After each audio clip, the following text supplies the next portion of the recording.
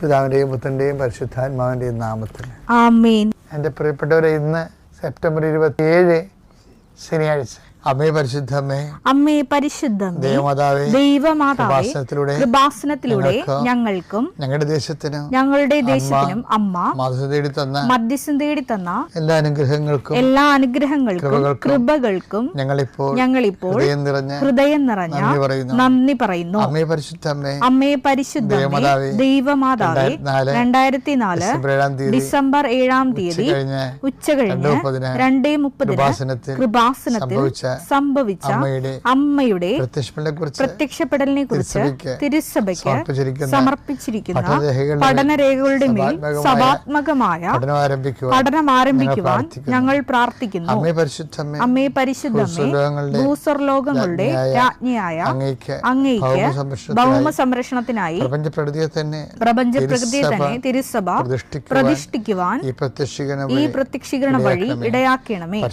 പരിശുദ്ധമ്മേ, ജപമാല മാതാവേ, സകല കൃപാസനം പ്രാർത്ഥനകളോടും ചേർത്ത് ഞങ്ങളിപ്പോൾ പ്രാർത്ഥിക്കുന്ന ഈ കുടുംബത്തിന്റെ പ്രത്യേക നിയോഗം.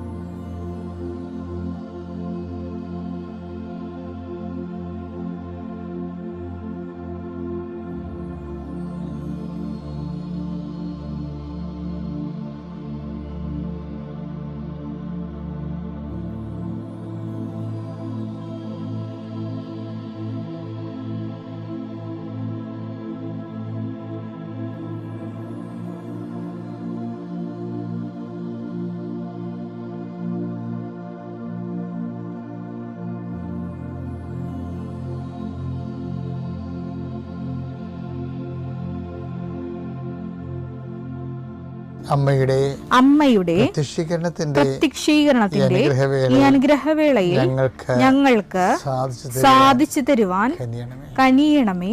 വിശ്വാസ പ്രമാണം. സർവശക്തനായ പിതാവും ആകാശത്തിന്റെയും ഭൂമിയുടെയും സൃഷ്ടാവുമായ ദൈവത്തിൽ ഞാൻ വിശ്വസിക്കുന്നു. അവിടുത്തെ ഏകപുത്രനും ഞങ്ങളുടെ കർത്താവുമായ ഈശോമിശിഹായിലും ഞാൻ വിശ്വസിക്കുന്നു.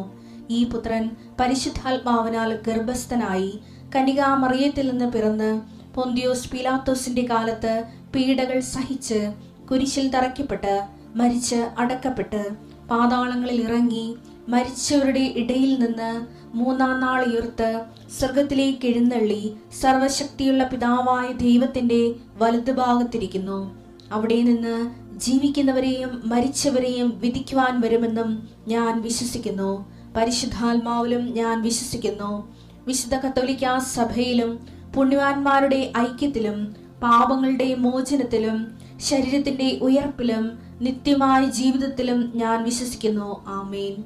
സ്വർഗ്ഗസ്ഥനായ ഞങ്ങളുടെ പിതാവേ, അങ്ങയുടെ നാമം പൂജിതമാകണമേ. അങ്ങയുടെ രാജ്യം വരണമേ. അങ്ങയുടെ തിരുമനസ് സ്വർഗത്തിലെ പോലെ ഭൂമിയിലുമാകണമേ. അന്നു വേണ്ടുന്ന ആഹാരം ഇന്ന് ഞങ്ങൾക്ക് തരണമേ. ഞങ്ങളോട് തെറ്റ് ചെയ്യുന്നവരോട് ഞങ്ങൾ ക്ഷമിക്കുന്നത് പോലെ ഞങ്ങളുടെ തെറ്റുകൾ ഞങ്ങളോടും ക്ഷമിക്കണമേ. ഞങ്ങളെ പ്രലോഭനത്തിൽ ഉൾപ്പെടുത്തരുതേ, തിന്മയിൽ ഞങ്ങൾ രക്ഷിക്കണമേ. ആമേൻ. നന്മ നിറഞ്ഞ മറിയമേ, സ്വസ്തി. കർത്താവ് അങ്ങയുടെ കൂടെ സ്ത്രീകളിൽ അങ്ങ് അനുഗ്രഹിക്കപ്പെട്ടവളാകുന്നു. അങ്ങയുടെ ഉദരത്തിൻ ഫലമായി ഈശോ അനുഗ്രഹിക്കപ്പെട്ടവനാകുന്നു. പരിശുദ്ധ മറിയമേ, തമ്പുരാന്റെ അമ്മേ, പാപികളായ ഞങ്ങൾക്ക് വേണ്ടി ഇപ്പോഴും ഞങ്ങളുടെ മരണസമയത്തും തമ്പുരാനോട് അപേക്ഷിക്കണമേ. ആമേൻ. എൻ്റെ കർത്താവേ, ഞങ്ങൾക്ക് വേണ്ടി ക്രൂശിക്കപ്പെട്ടവനെ, ഞങ്ങൾക്ക് വേണ്ടി തിരുവിലാൽ മുറിവേറ്റവനെ, ഞങ്ങൾക്ക് വേണ്ടി മുൾക്കിടം ചൂടിയവനെ, നിന്റെ തിരുമുറിവാർന്ന വലതുകരം, അനുഗ്രഹത്തിന് അണിപ്രതാർന്ന അത്ഭുതകരം ഓരോ മകൻ്റെ മേലും ഈ നിമിഷം വെക്കണമെന്ന് പ്രാർത്ഥിക്കുന്നു. കർത്താവേ, അങ്ങയുടെ മക്കൾ കയ്യിലെടുത്ത് വെച്ചിരിക്കുന്ന ഓരോ കാര്യങ്ങൾ, അവർക്ക് വേണ്ടി അവർക്ക് അടുത്തില്ലെങ്കിൽ അവർക്ക് വേണ്ടി മാതാപിതാക്കന്മാർ എടുത്ത് പോയി കയ്യിൽ വെച്ചിരിക്കുന്ന സാധനങ്ങൾ ഇപ്പോൾ ആശീർവദിക്കണമെന്ന് പ്രാർത്ഥിക്കുന്നു. കർത്താവേ, എൻ്റെ കർത്താവിൻ്റെ ഉന്നതമായ നാമത്തിൽ 39 വർഷം ഞാൻ അർപ്പിച്ച കുർബാനയുടെ യോഗ്യതയാൽ കൃപാസ്ഥാനത്താരെ ജീവനോടെ പ്രത്യക്ഷപ്പെട്ട പരിശുദ്ധ അമ്മയുടെ മാധ്യസ്ഥത്തിലെ ഞാൻ നിങ്ങളുടെ ഉപകരണങ്ങളെ ആശീർവദിക്കുന്നു. നിങ്ങൾ ഓരോരോ ഇടങ്ങളിലേക്ക് പോകാനും കൊടുക്കാനും വാങ്ങിക്കാനുമുള്ള വിഷയങ്ങളെ കർത്താവിൻ്റെ നാമത്തിൽ ആശീർവദിക്കുന്നു. കർത്താവ്, ഞാൻ നിനക്കും എൻ്റെ ദൂതനേക്കും നളിച്ചത് കർത്താവിൻ്റെ ദൂതൻ നിനക്ക് മുമ്പേ പോവുകയും നിന്റെ വഴികളെ ക്രമീകരിക്കുകയും ചെയ്യട്ടെ. ആശങ്കപ്പെടുന്ന വിഷയങ്ങൾ, ആശങ്കപ്പെടുന്ന വ്യക്തികൾ പരിശുദ്ധാത്മാവിൽ നിറയട്ടെ. നിന്നെ ഭീഷണിപ്പെടുത്തുകയും സങ്കടപ്പെടുത്തുകയും ചെയ്യുന്ന ഇന്നത്തെ എന്തെല്ലാം സാഹചര്യങ്ങൾ ഉണ്ടെങ്കിൽ അത് ഓരോ യോഗമാകാം, മീറ്റിംഗ് ആകാം, അവിടെ ഉണ്ടാകുന്ന ക്രിറ്റിസിസം ആകാം, നിന്നുള്ള ചോദ്യം പറച്ചിലാകാം, എന്തും ആയിക്കൊള്ളേ, അവിടെയെല്ലാം പരിശുദ്ധ ദേവമാതാവിനെ ഏൽപ്പിക്കുന്നു. Lord Jesus Christ, pour out His Spirit, touch your fire finger, soak with the precious blood, authority of the Catholic Church, power of Jesus Christ, with the merit of some holy priesthood. I bless and hallow you. എനിക്ക് ബൈബിളിൽ ഇഷ്ടപ്പെട്ടൊരു വാക്ക് എന്നാണ് സന്ദർശനത്തിൻ്റെ സമയമെന്ന് പറയും. കർത്താവ് ഓശാന പാടി എതിരേറ്റ് വിജയശ്രീലാളിതനായിട്ട് ജെറുസലേമിലേക്ക് രാജ്യക്ക് പ്രവേശനം നൽകി കഴിഞ്ഞതിന് ശേഷം ആൻറ്റി ക്ലൈമാക്സ് അടിക്കും. എന്താണ്? വാവിട്ട് കരയും. ഭയങ്കര രസമല്ലേ അത്? അതായത് ജനലക്ഷങ്ങൾ അകമ്പടിയോടുകൂടി ജനങ്ങളുടെ കൂടെ പട്ടണത്തിൽ പ്രവേശിച്ചിട്ട് അവൻ പൊട്ടിച്ചിരിച്ചെന്ന് പറയുന്ന പകരം ബൈബിൾ പറയും അവൻ പൊട്ടിക്കരഞ്ഞെന്ന് പറയും.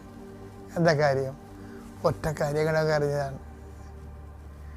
ഒറ്റ കാര്യം എന്താണത്? സന്ദർശനത്തിൻ്റെ സമയം അറിഞ്ഞില്ലെന്ന്. ലൂക്ക 19:42 സമാധാനത്തിനുള്ള സമാധാനത്തിന്റെ മാർഗങ്ങൾ ഈ ദിവസത്തിലെങ്കിലും നീ അറിഞ്ഞിരുന്നെങ്കിൽ എന്നാൽ അവ ഇപ്പോൾ നിന്റെ ദൃഷ്ടിയിൽ നിന്ന് മറയ്ക്കപ്പെട്ടിരിക്കുന്നു. ഇപ്പോൾ ഇതാ നിന്റെ ദൃഷ്ടിയിൽ നിന്ന് മറച്ചു വെച്ചിരിക്കണെന്ന്. ഇപ്പൊ സമാധാനത്തിന്റെ മാർഗം എന്താ ശരിക്കും പറഞ്ഞ? അനുതാപത്തിന്റെ മാർഗങ്ങളാണ്. സമാധാനത്തിന് മാർഗം എന്ന് പറഞ്ഞാൽ എന്താണ്? ബൈബിളിൽ സമാധാനം വരണത് അനുതാപത്തിലൂടെയാണ്. ദൈവമായിട്ട് നമ്മൾ നിരപ്പാകണത് അനുതാപത്തിലൂടെയാണ്. അപ്പം അനുതാപത്തിലുള്ള മാർഗങ്ങൾ നിന്റെ മുമ്പിൽ നിന്ന് ദൈവം മറച്ചു വെച്ചിരിക്കുന്നു. ചില ആൾക്കാരൊക്കെ എങ്ങനെയാണെന്ന് അറിയാം, ഉള്ള പോക്കത്തരങ്ങളെല്ലാം ജീവിതത്തിൽ കാണിക്കും. എന്നിട്ടും മറ്റുള്ളവർ പറയും ഇത് ഭയങ്കര പ്രാർത്ഥനയായിരിക്കും. എന്നിട്ട് ദൈവം നമ്മുടെ പ്രാർത്ഥന കേട്ട് പിന്നെ ദൈവത്തെക്കുറിച്ച് തന്നെ ഇവർ സംസാരിച്ചുകൊണ്ടിരിക്കും. പക്ഷെ കൈയിരിപ്പം മുഴുവനും ഒന്നെങ്കിൽ ടാക്സ് വെട്ടിപ്പ്, അല്ലെങ്കിൽ സഹോദരന്മാർക്ക് കൊടുക്കാനുള്ള വസ്തു കൊടുക്കാതിരിക്കുക, അല്ലെന്നുണ്ടെങ്കിൽ തൊഴിലാളിക്ക് കൂലി കൊടുക്കാതിരിക്കുക, അല്ലെങ്കിൽ മറ്റു തരത്തിലുള്ള ദൈവത്തെ നിരക്കാത്ത എന്തെങ്കിലും ജീവിത രീതികൾ. പക്ഷെ നമ്മൾ പറയും ദൈവം നമ്മൾ അനുഗ്രഹിക്കുന്നുണ്ടെന്ന് പറയുന്നിട്ട് നമ്മൾ വിഡ്ഢികളുടെ സ്വർഗത്തിൽ ജീവിക്കും. വിഡ്ഢികളുടെ സ്വർഗത്തിൽ അങ്ങനെ കുറേ ആൾക്കാർ ഞാൻ കണ്ടിട്ടുണ്ട് എൻ്റെ ജീവിതത്തിൽ. അപ്പം എന്താ സംഭവം എന്ന് പറയുന്നത്, ഇവർക്ക് അനുതാപം കൊടുക്കത്തില്ല ഒരിക്കലും. അനുതാപത്തെക്കുറിച്ച് അവർ സംസാരിക്കുന്നത് കാര്യം എന്തല്ല, അവർ ഓക്കെയാണെന്ന് അവർ സ്വന്തമായിട്ട് പ്രഖ്യാപിച്ചു കഴിഞ്ഞു. അവർ ഓക്കെയാണെന്ന് നമ്മുടെ കുടുംബാംഗങ്ങൾ മൊത്തം അവരെ ബ്രാൻഡ് ചെയ്യും. കാര്യം അങ്ങനെ ആരും സമ്മതിക്കത്തില്ല. കുടുംബത്തോടെ തന്നെ പാപത്തെ സപ്പോർട്ട് ചെയ്തുകൊണ്ട് ജീവിക്കുന്ന ആൾക്കാരുണ്ട്. അപ്പോൾ അതെല്ലാം എന്താ വെച്ചാൽ അവർ അതൊക്കെ അംഗീകരിക്കുകയാണെങ്കിൽ, അവർ പാപങ്ങളൊക്കെ അംഗീകരിക്കുകയാണെങ്കിൽ അവർക്ക് പ്രത്യേകിച്ച് ലാഭമൊന്നുമില്ല, നഷ്ടമേ ഉണ്ടാകത്തുള്ളൂ. മറ്റുള്ളവർക്ക് അത് ഷെയർ ചെയ്യുകയൊക്കെ ചെയ്യേണ്ടി വരും. അപ്പം അതുകൊണ്ട് ഇവരെല്ലാം കൂടി ഒരു കൈയാട്ട് നിന്നുകൊണ്ട് തിന്മയെ സപ്പോർട്ട് ചെയ്തുകൊണ്ടിരിക്കും. അപ്പം അങ്ങനെ വരുമ്പോൾ എന്താ പറ്റുന്നത് കഴിഞ്ഞാൽ കുറച്ച് കഴിയുമ്പോൾ ദൈവം അവർക്ക് അനുതാപം കൊടുക്കത്തില്ല. അതാണ് പറഞ്ഞത് മറച്ചു വെച്ചെന്ന് പറഞ്ഞതല്ലേ. മത്തായി 7:6 വിശുദ്ധമായത് നായ്ക്കൾക്ക് കൊടുക്കരുത്. വിശുദ്ധമായത് നായ്ക്കൾക്ക് കൊടുക്കരുത്. നിങ്ങളുടെ മുത്തുകൾ പന്നികൾക്ക് ഇട്ട് കൊടുക്കരുത്.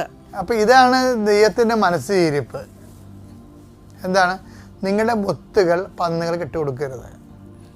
ഇതന്നെ ദൈവത്തിൻ്റെ മനസ്സിരിപ്പ്. അതുകൊണ്ട് ഇതുപോലെയാണ് ദൈവം അതുപോലെ ചെയ്യണത്. ദൈവം ചെയ്യണതാണ് നമ്മളോട് പറയണത്. ദൈവം എന്താ ചെയ്യണത്? ചെറിയ അണ്ണന്മാർക്ക് മുത്തുകൾ കൊടുക്കത്തില്ല. എന്താണ്? അനുതാപം കൊടുക്കത്തില്ല.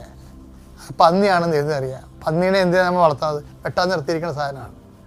വെട്ടാൻ നിർത്തിയിരിക്കുന്ന സാധനത്തിന് അനുതാപം കൊടുക്കത്തില്ല. നിങ്ങൾ ആരും കണ്ടിട്ടുണ്ടാ?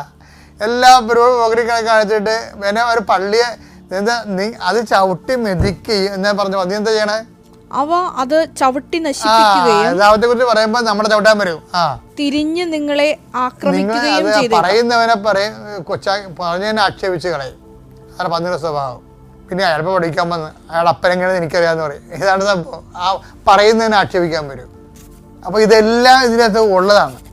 പക്ഷേ ദൈവസ്നേഹമുള്ളവരാണെങ്കിൽ നമ്മളെ ആക്രമിച്ചാലും ശരി, പറയാനുള്ളത് നമ്മൾ പറയും. എന്താ കാര്യം? നമ്മൾ പറയണത് നമുക്ക് വേണ്ടിയല്ല, ദൈവത്തിന് വേണ്ടിയാണ് പറയണത്. അത്യപൂർവ ദൈവാനുഭവങ്ങൾ ഇനി നിങ്ങൾക്കും സ്വന്തം. ഈ യൂട്യൂബ് ചാനൽ ഇതുവരെ സബ്സ്ക്രൈബ് ചെയ്തിട്ടില്ലെങ്കിൽ ഇപ്പോൾ തന്നെ സബ്സ്ക്രൈബ് ചെയ്യുക. ഈ വീഡിയോ ഇപ്പോൾ തന്നെ നിങ്ങളുടെ സുഹൃത്തുക്കൾക്ക് ഷെയർ ചെയ്തുകൊണ്ട് കർത്താവിൻ്റെ പ്രേക്ഷിതരാകുക.